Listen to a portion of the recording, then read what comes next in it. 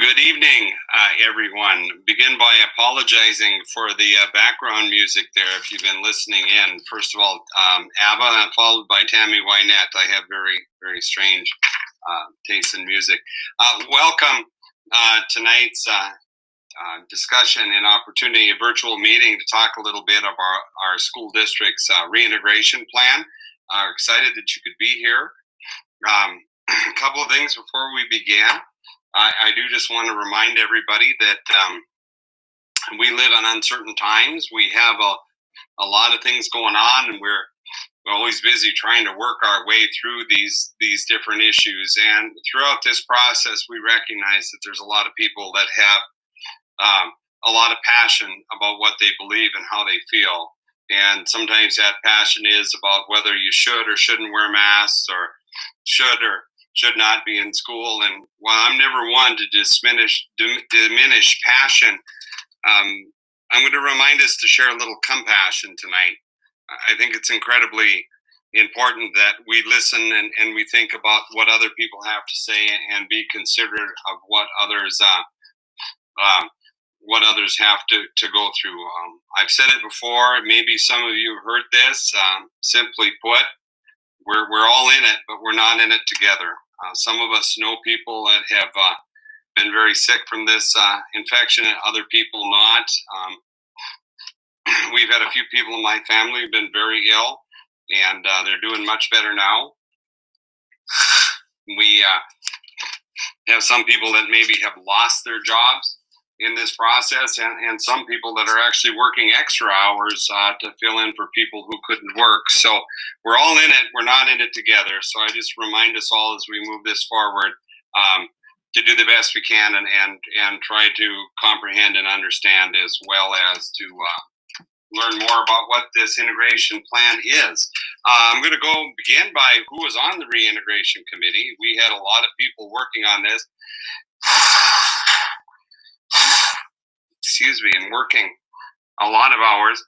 They are myself. We had Kim Slatsby and Tracy Lawson, who are assistant superintendents here in the district. Chuck Kranz is an assistant principal at Central. We had our coordinators, Cheryl Hager, title, Tara Jordan, ELA, Rhonda Grindy, math, and Melissa Stanley, professional learning coordinator. We also had Megan Strange, an assistant principal in two of our elementary schools. Corey Thorson, principal at Bel Air. Steve Young, the principal at Memorial. We had three people who provided input from First District Health. That is Lisa Clute, the director. Lisa Westman, First District Health, she's in the infectious disease area, and then also Angie Eisensimmer, one of our school nurses. Also, three people from Minot Air Force Base. Raquel Labadie, she is a school liaison officer. We had Lieutenant Colonel Malley and Captain Hung from the U.S. Air Force. They were all involved with the health offices out there. We also had Sarah Hicks, our MEA president, Heather Opland, our special ed director, Mitch Lundy, our activities director, and Katie Dahl in HR. So we had a lot of people that were working on this, and those people reached out to many others in our school district as well to get advice and to seek their input. The road to this reintegration plan began a long time ago. Actually began back in March, if we wanted to go back that far. This most recent activity was the beginning of June. After wrapping up the end of the school year, we began our processes of moving forward and planning that involved parent focus groups and teacher focus groups in the end of June. Governor Burgum, of course, released his final guidance on July 14th. Our Reintegration Committee then went back to work, and we have been very busy since that time, gathering information, researching, trying to come up with the best solutions that we can. That plan was released on Monday, and we are now in the process of doing our virtual meetings. So this has been a busy couple of days, but we are very glad that you were willing to take your evening and join us here with this. We'll be probably online for an hour or a little bit more, and hopefully we can do our best to answer all of the questions that you might have. I do want to warn you, if you're going to use the link to get those questions in there, we may not get to all of the questions. We have a group of moderators that are looking at combining questions to get through everything we can. However, the questions that are going to be later posted Q&A on our website, so all of those questions by topic will be answered, and we'll have an opportunity to get through those and see those. So let's go on. When we first started meeting, the first thing like good committees do is always select goals. We selected 4. The first was to mitigate virus spread in the congregate setting, and schools, of course, are definitely a congregate setting. So our mission was essentially to figure out what we could do to ensure that the virus didn't spread easily in our schools. We also wanted to plan for staff, student, and community health and safety. That's a big part. This isn't just about our schools. This is a lot about education. We can work to socially distance, to wear masks, to do all of these things, but if kids are going to go home and just hang out in groups at home, we're not really getting to the goal of what we need to do. So this is a lot about education, educating kids on the dangers of COVID, how COVID is spread, and doing the best we can to move that forward. The next is our goal to inspire stakeholder confidence. We want to be very honest with our families so they understand completely what our goals are, what our mission is, and what we believe we can do to keep a safe school environment. Lastly, but not least important by any means, is working to ensure that we have excellent academic growth for our students. Our student population deserves that. That is our mission, is to provide educational opportunities, and that is with the rest our goals for our committee, to keep us safe, to keep our educational processes going. The process itself of committee work is continuous in nature, and our goal always was to pull together as much information as we could and break out into subcommittees with assignments that would reach out to others in the community.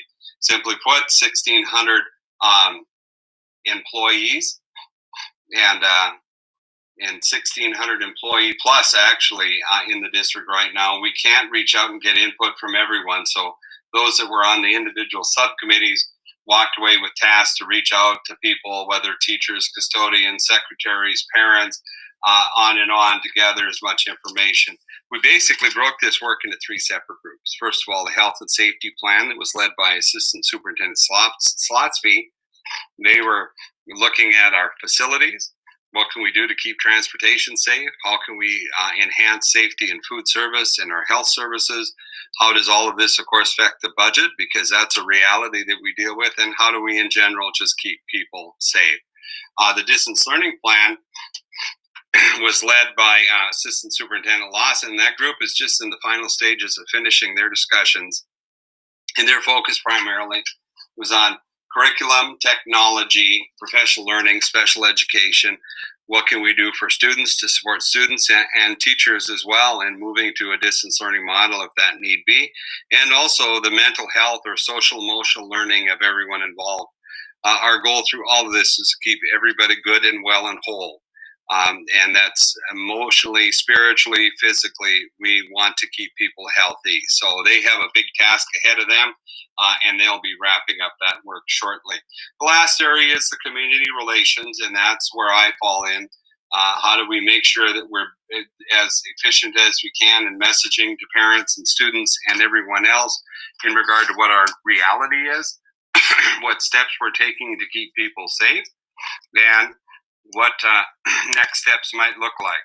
So when you hear the governor talk, or you get on the Department of Health website, you see that everything is color coded, and basically that's divided into 5 color codes. And for purposes of understanding, we are using that same level of color code. The only difference is that when we talk color codes in school, it's specifically related to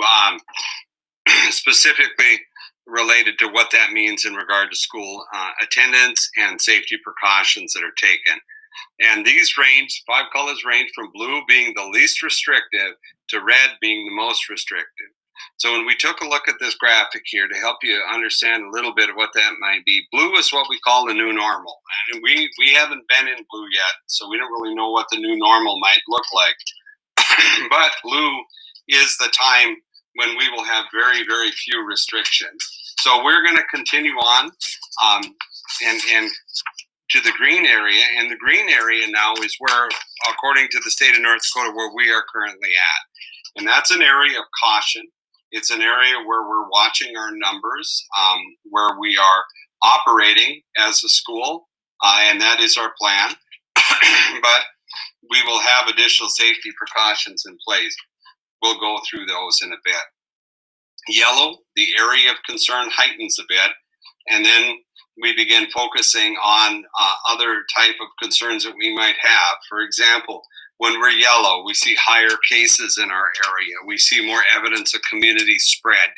And community spread means you're seeing spread out in the community and not people contracting COVID that can relate it to being close proximity to somebody who has the virus.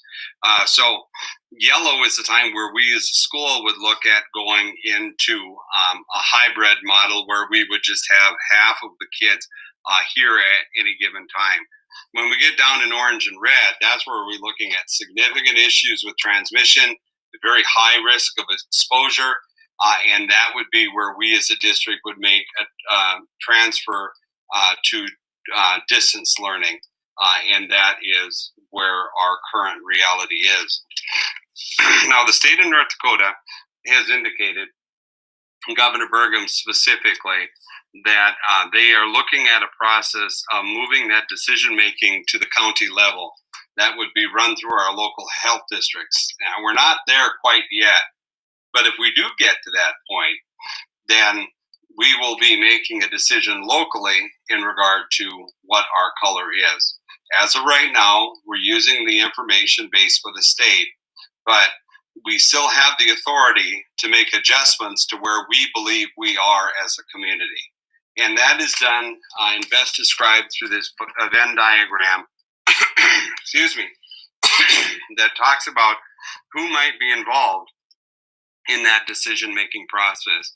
For example, if we were green as a state and we were seeing an increased number of infections in our community, we would work very closely with First District Health, the Office of Superintendent, and the building level coordinator, that would be the principal, to help make determinations on what school openings might look like, or if we would have a need to go to a hybrid model.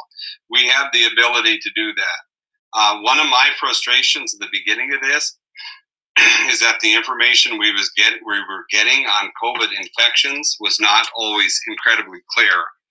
We would get a lot of information that would talk about county, but in a county like Ward County, where Minot is the populace, the center, where most of the population is, we don't know if those cases are in Kenmare or Carpio or Minot. So we made arrangements with the Department of Health that our individual health units will have more specific information that will help us determine specifically where those infections are at. So are they in the Minot Public School District? That will help guide that discussion between those three groups of people to help make the best possible determination. Are we safe where we are at, or do we need to make an adjustment into a more restrictive environment? So what that looks like in regard to schools is this. In blue is what we call the new normal. And that means that masks would be recommended, but they may not be required. Unless there are infections within the school building, we may require masks at that level. In green, where North Dakota is right now, our recommendation would be that school is in session with enhanced cleaning and sanitizing procedures in place, social distancing whenever possible, masks required in hallways, common areas when you enter the building, and when you come into classrooms. We would have what we call mask breaks built in. That would be times where students would be able to remove their masks and not have to wear that mask for a period of time. And masks would be required on all school district transportation. Excuse me. When we get to yellow, it's the time that we begin moving towards that hybrid model. And that would be having Team A and Team B. And that would be a division of the alphabet, always making sure that families were on the same team. And we would be having school under what we call a hybrid model, which means that we would only have half of our students in the building at any given time. Again, enhanced safety procedures for cleaning. Social distancing is required at this stage, but much easier because we have smaller numbers of students. Masks required, more restrictive with masks in yellow, and limited bus capacity. And again, we'd only be transporting half of our students at that time. When we get into orange, we track that down even further. It's where we begin making that transition to distance learning. We end all district transportation. We limit access to our school buildings, and masks would be required whenever in the building.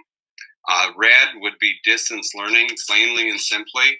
And when we got down to red, that means that we would have very limited access to buildings, and schools, in fact, would be closed to the public, and only essential personnel would be allowed to report to work.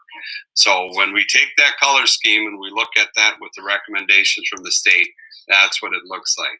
What possible examples might look like of a hybrid schedule would be dividing your groups, and Group A, for example, in this situation, would be in school Monday, Tuesday, Wednesday, and then on Thursday, Friday, they would be home. So they would be with the teacher face-to-face on those 3 days, and the activities they would be required to do at home would enhance the learning that they had while they were in the classroom and prepare them for the next time they're in person with their teacher. Group B, while Group A is in school, Group B is going to be at home, again, working on lessons that prepare them for when they come back to school with the teacher the next available time. And in this case, Group B would be on Thursday and Friday. Another possible example, excuse me, would be alternating days. This is very similar to the plan that we ran for our high school summer school program. And this would be alternating days, with every Friday being a day for intervention and online meetings with teachers and students. This went quite well in our summer program. The one issue we did hear regularly, however, from teachers was that sometimes having them back to back is a great opportunity to say we're going to do lecture and we're going to listen to learn today, and tomorrow we're going to take that, what we learned, and we're going to have a practical application. So it might be understanding the science behind the science lab on Monday, and then the next day you would actually do the lab with the students. So there's a couple of different options. We have not made a final determination on what hybrid would look like yet, but we will be having more discussion on that shortly. But as of right now, our plan is to delay the start of the school year for students until the 27th. That's 1 week later than we had initially intended, with staff reporting on August 18th. The additional time is going to help staff get ready to prepare for in-person and distance learning options, and our classified staff will be notified specifically when they will need to report and which one of those days they will need to be with us for training. We do again tend to start with students on the 27th, or this is a proposal we're taking to the board. We will continue to evaluate local COVID rates in our community and consult with First District Health Unit. Stakeholders will be notified immediately if there are changes to this plan. So the best thing we can do right now is to use our current data, which places us in green, meaning that we believe that the start of the school year will be an in-person start for our students. If that would change between now and August 27th, then we would make that determination and notify parents. One thing that is certain, parents do have the possibility to opt for what we call distance learning, and we're going to ask people to do this for a 9-week period of commitment. Distance learning is going to look much different than it did during the spring. Our teachers and our parents and our kids all did a great job in the development of something that was very new to all of us, and with very, very little time to plan. Now we've had more time to plan. The basis and the essence of distance learning will be that the activities in distance learning will parallel activity in the classroom. So you'll be working on the same level of rigor. You will be working online, and that's a requirement. You need to have connectivity. If a family could not afford connectivity, we'd ask that you reach out to the school, and we could see if we can find some help to get you connected. We have ample supply of technology devices. As a matter of fact, this year we will be 1-to-1 in all students, grades 5 through 12, and we have other devices, and we'll continue to purchase the devices we need for our younger kids. And we're right now considering some of the different options for our younger students, whether that would be iPads or some type of a tablet that has swiping ability. So we're working on all of that, but we do have ample technology. Parents that want to do the distance learning are going to be asked to declare their intent by August 11th. I know that that's not a lot of turnaround time, but we need to adjust our staffing. We will have some people assigned to distance learning, some people assigned to in-class instruction.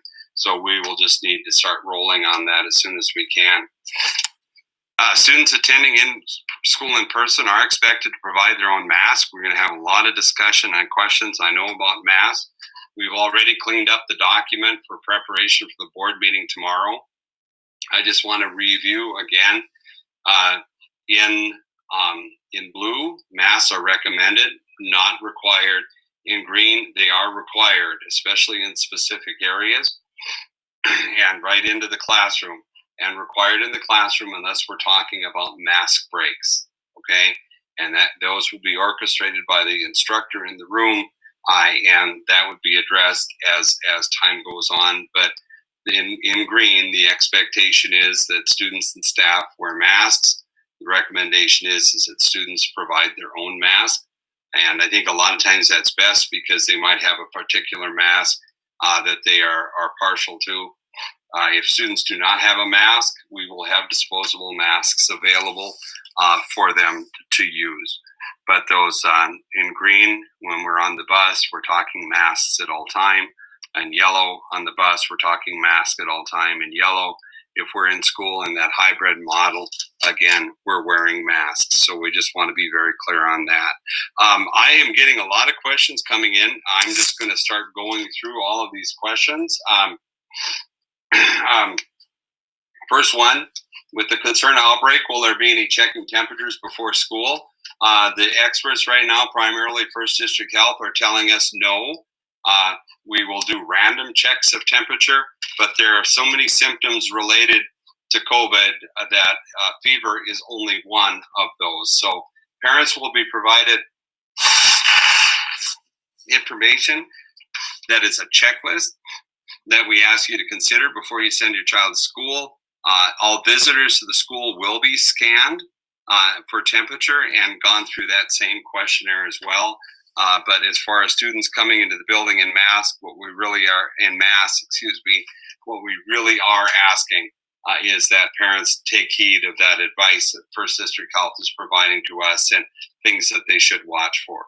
And in general, as you hear me, blow my nose that I have seasonal allergies, it's not necessarily the symptom as it is that symptom getting worse. If you have allergies, you have allergies. But if your symptoms get worse and you develop additional symptoms, a cough or a fever or whatever, those are things that we need to be aware of.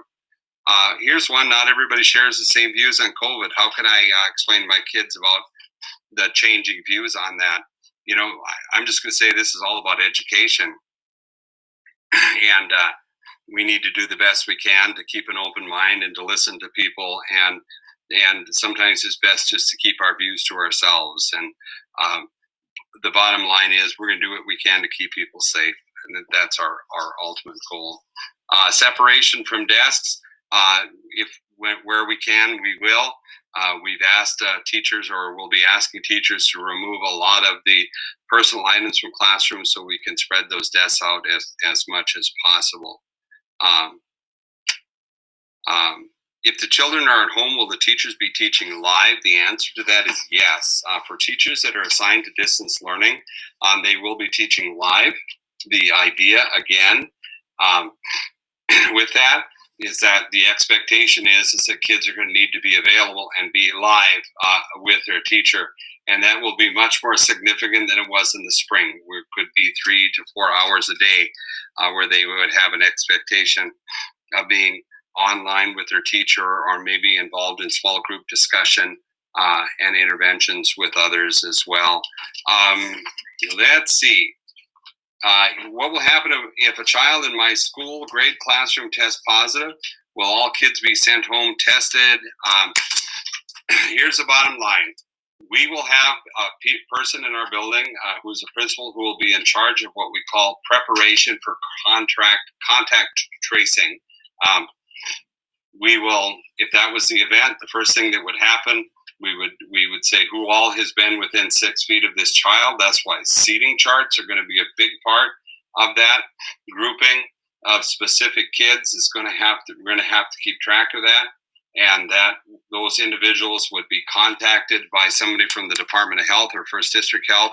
That person is who we call a contact tracer, and they would talk to that person, and most likely that individual or those individuals would be quarantined, not necessarily everybody in the room.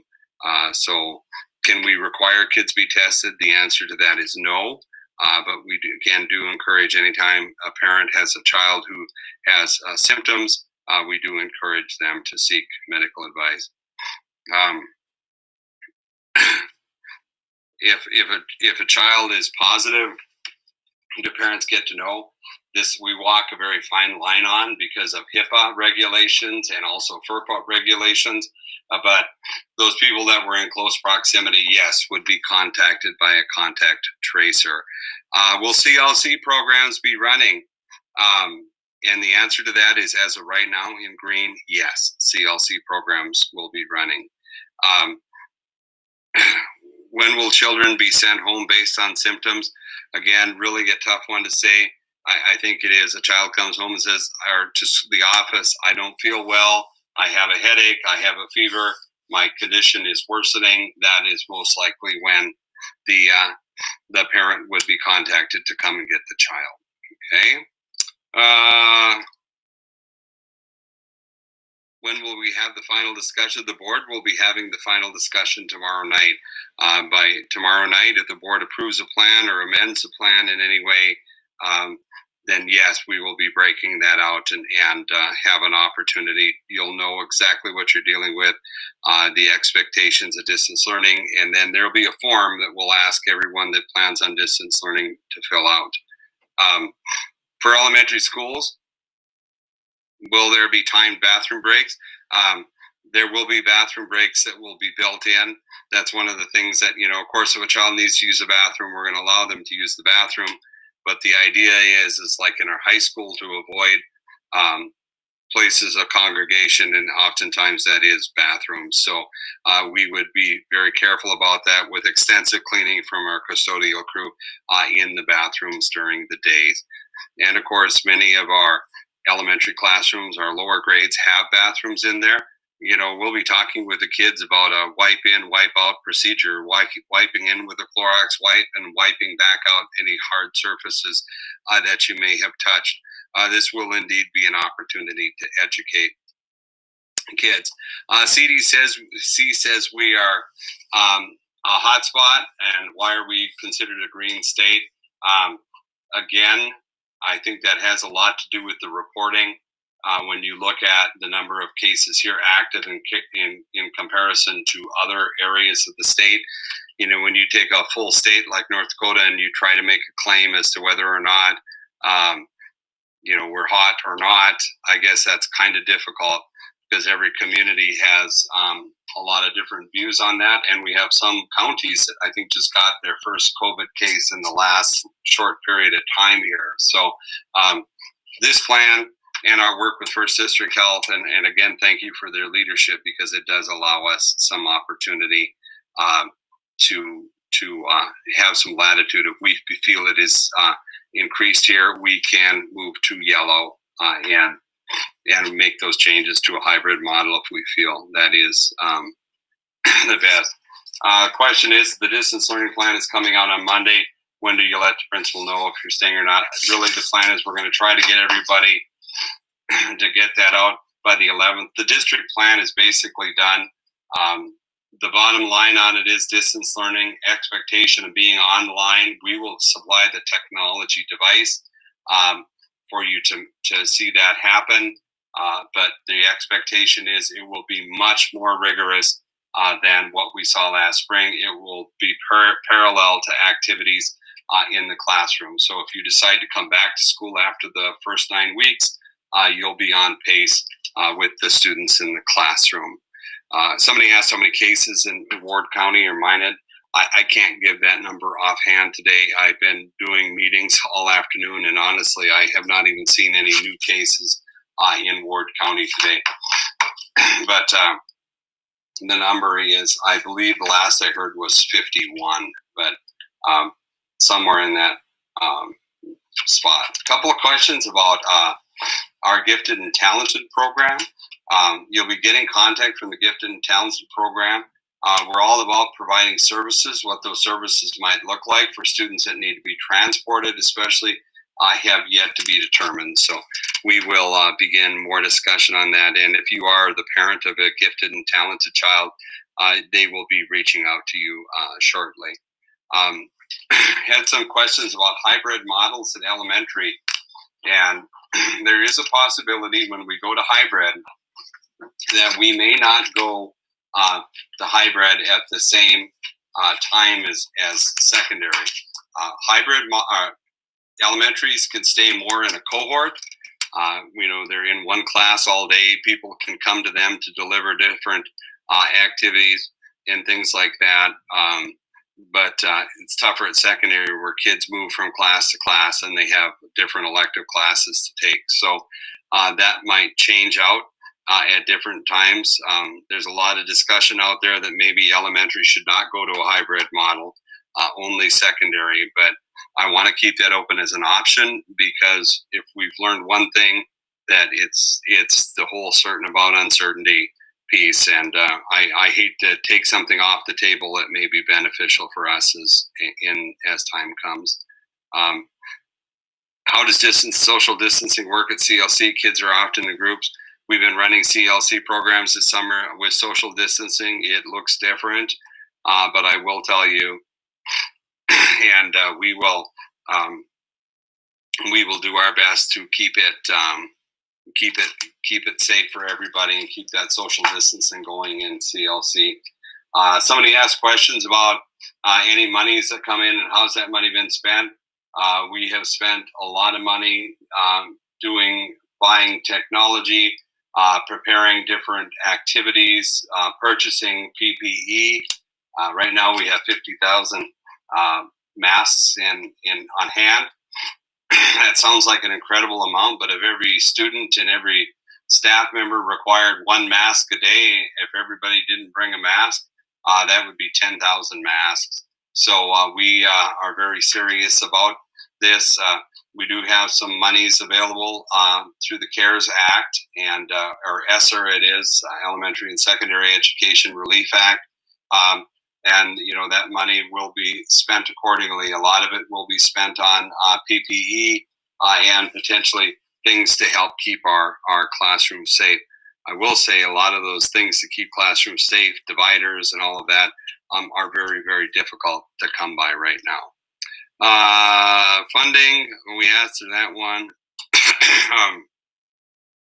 Why isn't elementary one-to-one? Mainly we have the technology, we just don't have the technology assigned directly to the kid. If we have a student who needs to go on a distance learning plan, they will have the technology, or chooses to do that, we'll have the technology going for them, and we'll have technology available. But again, a lot of times that depends on the age of the child and what is the best technology, for example, for a kindergarten or a first grade student. Question about buses from Ramstead. Will they be taking kids to the auditorium? Yes, that will continue. But again, masks on those buses. Will individuals be able to go to a hybrid or distance learning plan if it's school by school? The answer to that, again, would very possibly be yes, using that same Venn diagram that we talked about before, with that decision-making process being a requirement. and the essence for our decision-making process. If a teacher is doing distance learning, what happens to their physical classroom placement at their school? That is a very difficult question to ask. We're going to be going through a process and working with teachers on that. First thing is we need to find out how many distance learning teachers we need, and then look at the different options of individuals that maybe have health concerns, that distance learning is the best option for them, or maybe people that really are feeling strongly about that and excel in that area. We want to make sure we have the best people in the best spots. More information to come on that. What would you do with a kid that doesn't wear a mask?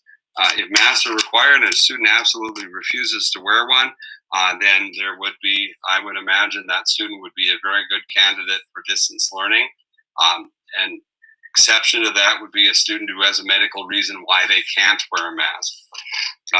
We're going to be looking at some other face coverings that might include shields. I know CDC doesn't recommend that the shield is a shield is the best option, but for a student with a tactile issue, that might be the best option that we have, and it is protection.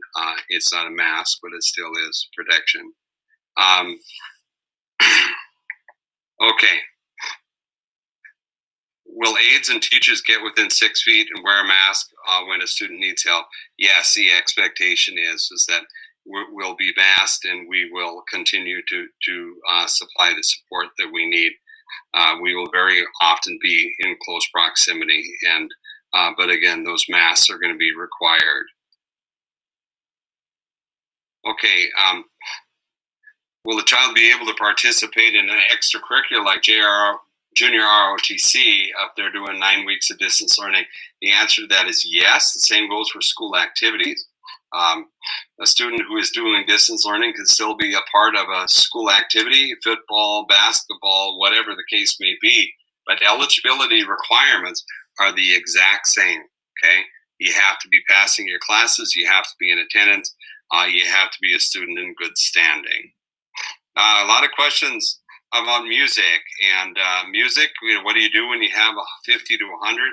Well, those are in our larger schools and primarily in our older age schools.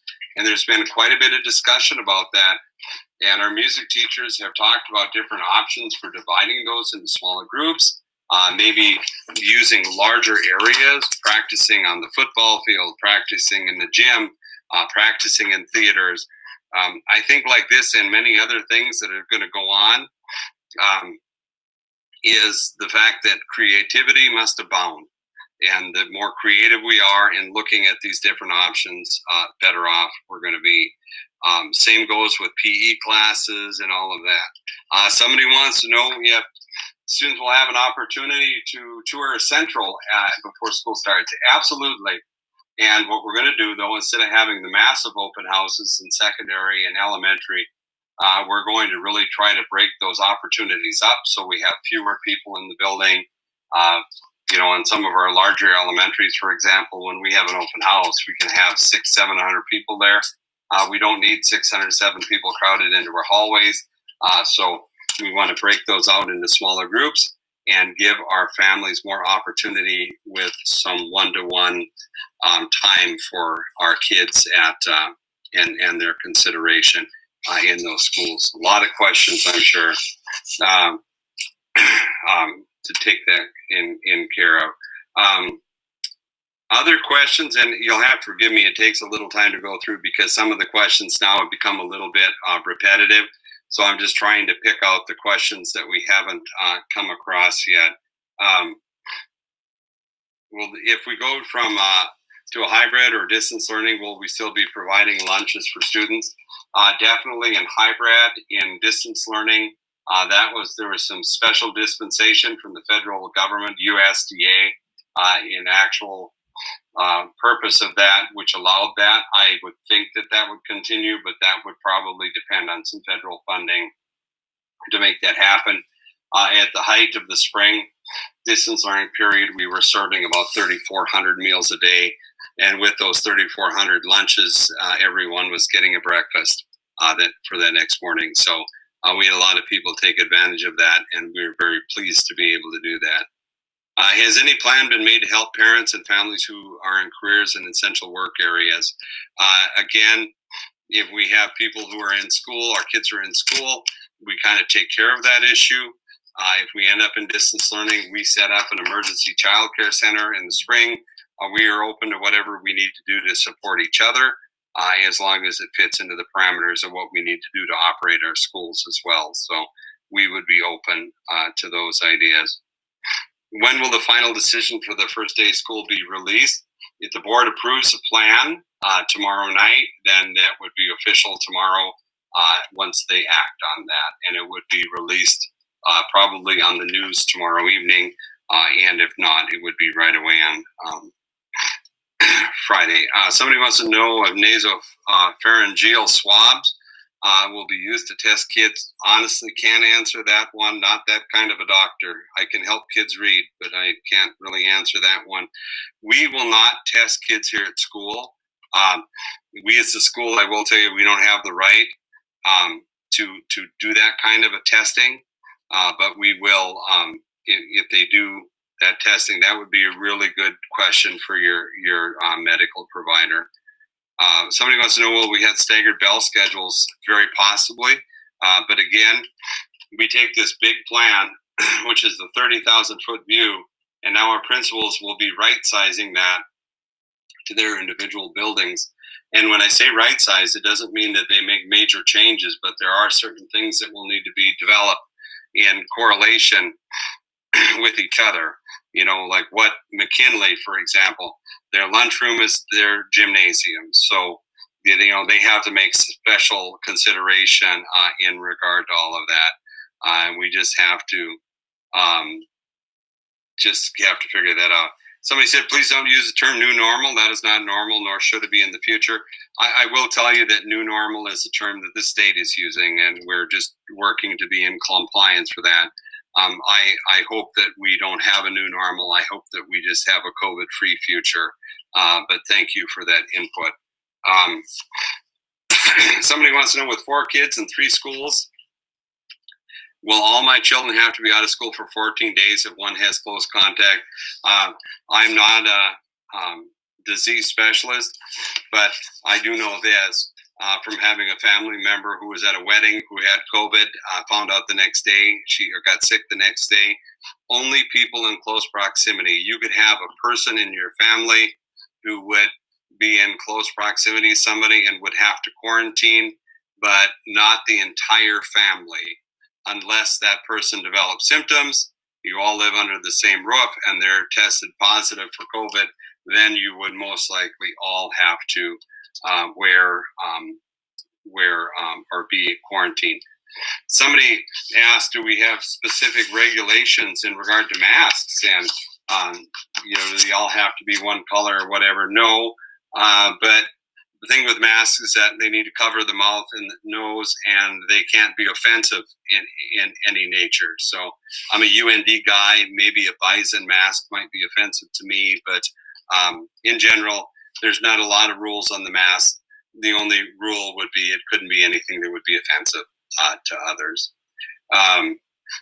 Good question here about IEP student. Student with special needs, how do we go about planning that? If you're considering distance learning, reach out to your child's principal and case manager and begin that process. Students who are on an IEP can certainly be involved in distance learning, but we need to make sure that the IEP team is making recommendations that make sure that child gets what they need according to the IEP. So that is important. Somebody wants to know, when the yellow phase, would kids go to CLC for the days school is not held in person? The answer to that would be no, because our schools are being used for the kids that are there, and that would defeat the purpose of social distancing. So we would have to be very creative when we go to that hybrid model and what we could, where our kids could be and be safe on the days that they weren't in school. And as I mentioned earlier, that's one of the reasons why some folks are thinking that social or the hybrid model maybe isn't the best for elementary. How do families that opted to do distance learning get their materials? You'll be in contact from the school. We're going to ask everybody who wants to distance learn to fill out a form. You'll be notified. We'll set a time to meet with you to get all of the materials, to set up a virtual meeting with your teacher, to get going on that. So big issues coming there. Again, somebody said, I have a son in an IEP, he can't wear a mask. Will I have to work online and keep him home? Not necessarily.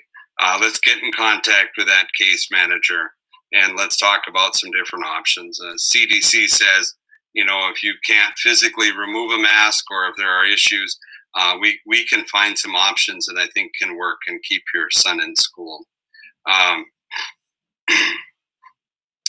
What will parents know the official first started? Again, we answered that one. We got that one coming. What happens if a student or staff have to quarantine? Will the rest of the school or just the classroom?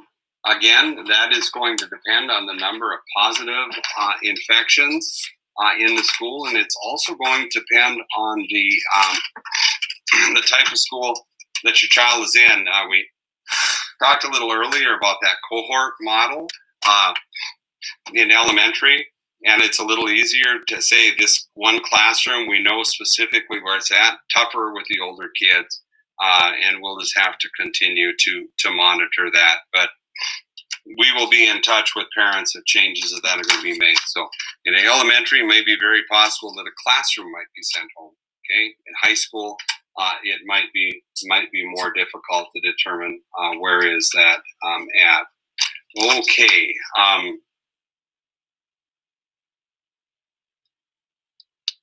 Okay, so a question is, of a soon-to-be ninth grader, after thoroughly reading the plan and listening to earlier sessions, it appears that distance learning will thankfully be more robust than it was in the spring. Can we be sure the students who opt in for distance learning for the fall will be provided the same quality education who attend in person?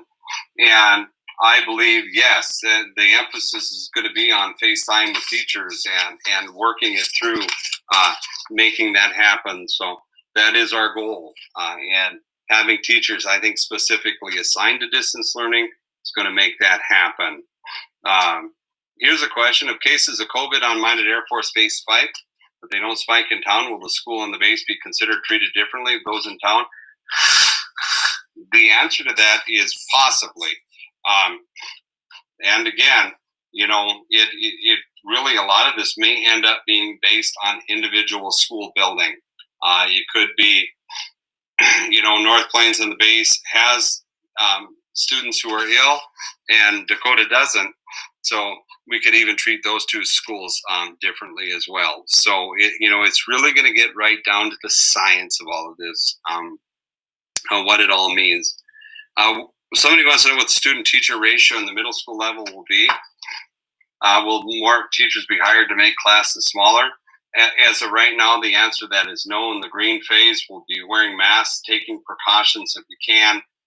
But in general, we're just going to have to be very, very careful and cautious on how we do that. Schools like Jim Hill, we have no place to put additional people anyway. So we will see. Some of those classes may be smaller if we do have students that opt for the distance learning rather than in person. Will masks be required in physical education class? Again, depends on the activity. Basically, in general, if you're outside and you're doing an activity, the answer to that is probably not. If you're in a classroom and you're going through a health presentation, you might be required to wear a mask, depending on how many people are in the room, and again, if social distancing is possible. Your question here about after-school activities, will things like scouts be allowed? As of right now, the recommendation of the committee is no outside groups using our school. We believe our custodians are going to need that time to clean our buildings. So we're going to be saying no to outside if this is approved by the board. There will be school activities that are sponsored by the school. Those are different, but outside activities, the answer as of right now would be no. Somebody said that their school had a policy where teachers had to witness a student vomiting twice before they could be sent to the office. Yeah, not the case here. We want to make sure that kids are good and well and whole, and if they're not feeling well, we're going to get them to the office, especially if it's visible that they're experiencing symptoms of some type of illness. So not too big of a concern there. As far as sanitizing, there will be some expectations. Teachers are going to have sanitizing items in the classroom. I think back on my day during cold and flu season, I had a spray bottle, bleach water, and the job was I sprayed down the desk. Kids, when they walked in, they grabbed a paper towel, they wiped down the desk. Some of those things might become just part of that day-to-day procedure, but we will do the best that we can to make that to fly and make that work. But we're going to do everything we can to keep those hard touch surfaces wiped down as often as we can. Will we be checking temperatures as people come in? Yeah, the answer to that is no at this time. First District Health is not recommending that. We will if a child is exhibiting symptoms. All visitors again will be experiencing that. Somebody wanted to know if classrooms are a common area, and essentially no, classrooms are not a common area. Common areas are areas we receive that are free flow with students ranging and not having to follow any guidelines or expectations for being where they're at. So in a classroom, you have an assigned desk. In a lunchroom, kids go from table to table. Those are communal or common areas. Hallways are common areas. At what rate will the state change? At what rate or time will the state change the risk level? I would say that absolutely yes, it will happen when the numbers dictate that. And that is being watched very closely by the Department of Health, our numbers here as well. We'll just have to continue to watch. Somebody wanted to know if all current contracted teachers will have a guaranteed job.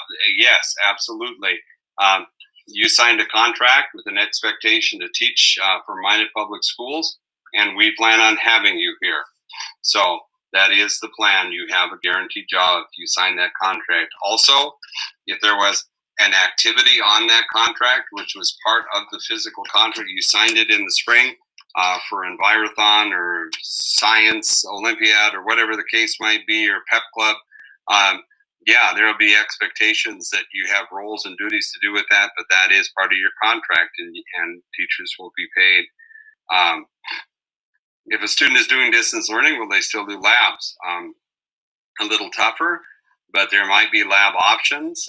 We'll have to wait and see, and our science teachers, I'm sure, will be working through that. We're not going to be able to send certain chemicals home with kids, but there might be some types of labs that can be sent home for kids to do at home.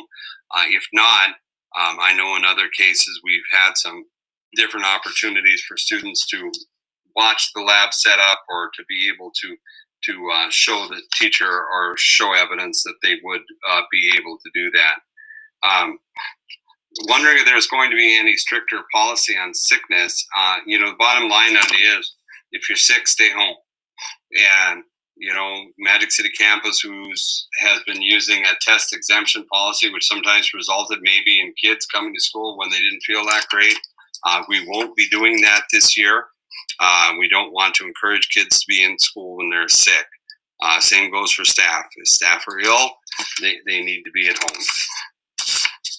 Okay, another page of questions here. For kids who need speech therapy, how can they do that and wear a mask? Again, we are looking at a lot of different ideas on shields. There are some masks out there that have a clear plastic inset. They have proven to be successful. We will definitely take care of that. Someone wanted to know, do you need a doctor's note primarily to describe a medical condition that might mean a child can't wear a mask? We're going to need something if it's like, but first we really want to focus on this idea about doing something to find some type of protective covering that that would promote safety and mitigate potential spread. So if you have a concern about that, that's really a question you need to talk to with your child's principal, counselor, or a case manager. If a student has to quarantine due to a family member, do they automatically go to distance learning? There will definitely be a distance learning option for them during that period of time. We're going to be encouraging, especially our older kids, to have that technology device and that it should go home with them. We have to make that transition. We can do that relatively quickly. Question is, there's anything going to be done about HVAC systems? We've updated many of our HVAC systems, air circulation. We got a group talking now about fan placement in the room and trying to make sure we're doing that the best way we can. But we're continually working on those options. One of the biggest problems we have this time of year is heat, and starting those days of school and the dog days of summer, I think they call them. The later start on the 27th should be helpful. The later we get, usually the less problems. The less problems that we have with heat. A few more questions that just came in, and then I think we're going to be about done here. Somebody want to know, how do we let the school know if we want to do the distance learning or online? There will be a form that will be posted on the website, and we'll ask you to do that. Open houses, yes, we are going to have some open houses.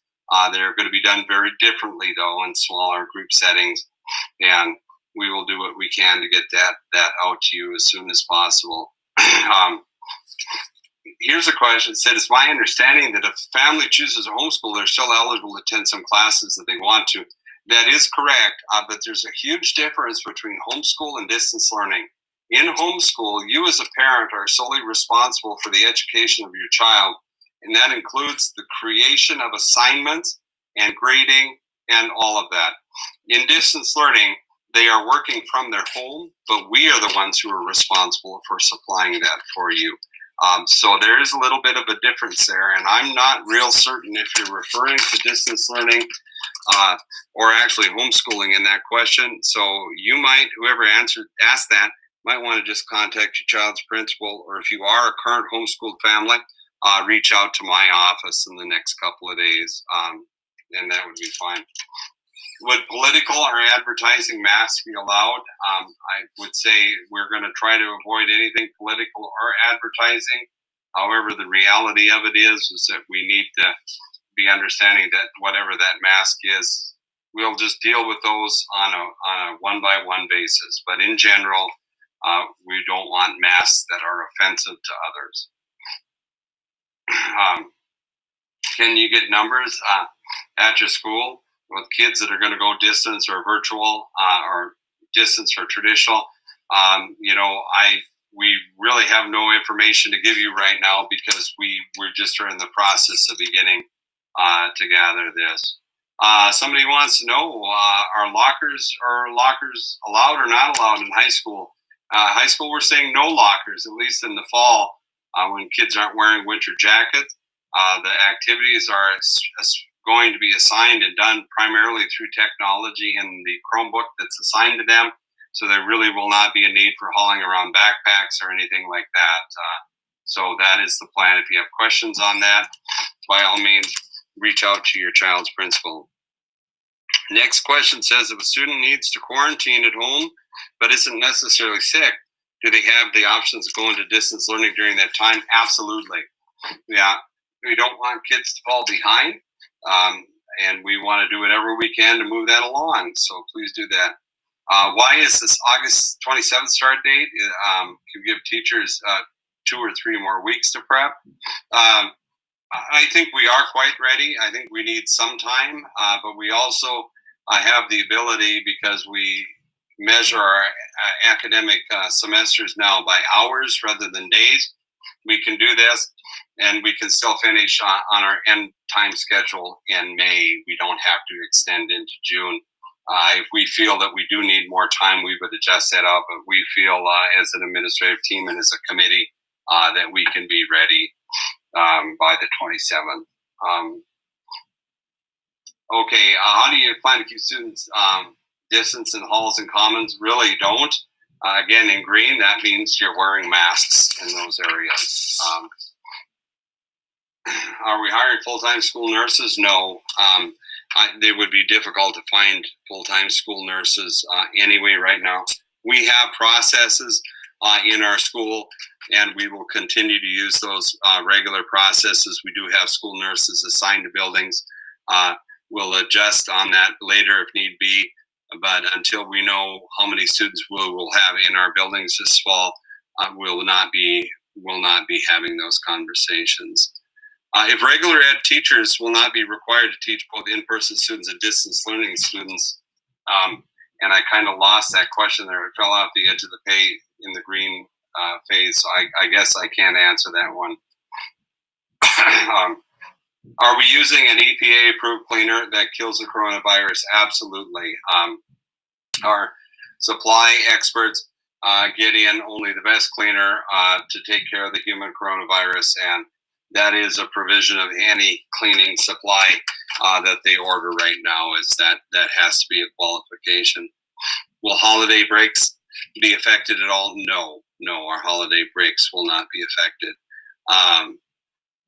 Okay, and then there says confusion on masks. Are secondary students required to wear masks in classroom or just, okay, and again, this is confusing. We've cleaned up the new document a little bit. They're required to wear them in the classroom, and depending on the type of classroom, the expectation is in general that yes, they're wearing masks in classroom with mask breaks. If I was teaching, the time where I might have a mask break would be if students were listening to learn as I was presenting a lesson, or students were working independently, we would take mask breaks. Not everybody would need to be in a mask, but again, that creativity of teachers and paras and everyone else is going to be paramount. Last question I have here: will holiday break? Oh, never mind, did that one. Why are contact sports being allowed to travel out of town? That was a decision by the High School Activities Association. We have had a lot of discussion on that. WDA has determined we're not going to have any of our teams traveling to the eastern part of North Dakota, and we're very closely watching those numbers. I think you will see, as this continues, less and less travel for those various activities. The rest of the questions, and we skim through them quickly. I'm going to get those out on a Q&A here just as quick as we can. We got a team working on that. But I'd like to move on and just say that when we listen to Governor Burgum speak, he always begins or ends with gratitude. And I would really just like to take this opportunity to offer my gratitude to all of the people that have worked and provided information and research and data in this process, and for all of you that take time of your evening on a beautiful Wednesday evening to take part in this and to learn a little bit more about what our plans are. Also, gratitude to the parents and teachers and students and everyone else that worked to make distance learning as positive as it was last spring, given the short order time that we had together to do that. And thank you to the cooks and the bus drivers and everybody else that delivered those thousands and thousands and thousands of meals. I think by the time we were said and done, well over 300,000 meals that went out to our students during that time. So as superintendent, I'm just very grateful to be here and grateful for your continued support. I know these are very rocky roads ahead of us, and there's a lot of decisions to make. We want to do our best to keep everybody safe, well, and whole, and I wish you only the best as we move this forward. If you have questions, please reach out to your child's principal, contact my office. I'm very busy these days, a lot of meetings, but I'll get back to you just as soon as I can. Thank you very much for being here. Have a great evening.